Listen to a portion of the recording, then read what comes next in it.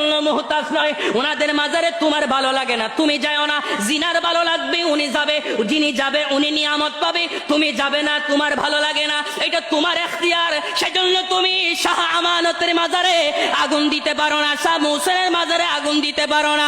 ওই চাঁদপুরের জমিনে আগুন দিয়েছে, যশোরের জমিনে আগুন দিয়েছে, অনেক জায়গাতে মাজার ভেঙ্গেছে, বোয়ালখালীর জমিনে মাজার ভেঙ্গেছে। এগুলা হিন্দু পাড়ার হিন্দুরা ভাঙ্গে নাই, ইহুদি পাড়ার ইহুদিরা ভাঙ্গে নাই, এগুলা ভেঙ্গেছেন টুপিওয়ালারা, দাড়িওয়ালারা, পাগড়িওয়ালারা।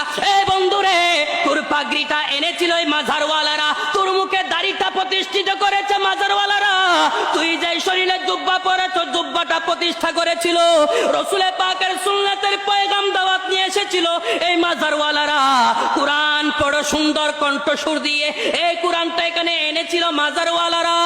আজান দে মসজিদে যাওয়া, আজান দিয়েছিল মাজারওয়ালারা, একামত দিয়েছিল মাজারওয়ালারা, আল্লাহর কালিমা পৌঁছেছিল মাজারওয়ালারা। সেজন্য মাজারওয়ালা যদি তোমার কাছে ভালো না লাগে বন্ধু, তুমি মাজারে যাও না, মাজারওয়ালার কিছু আসবে যাবে না। মাজারওয়ালা বান্দার দুয়ার মুহতাজ নয়, ওনারা অলি বনে গেছে, আল্লাহর বন্ধু বনে মাজারে গেছে, ওখানে আল্লাহ বন্ধুদের জন্য ইজ্জতের ব্যবস্থা করে রেখেছে।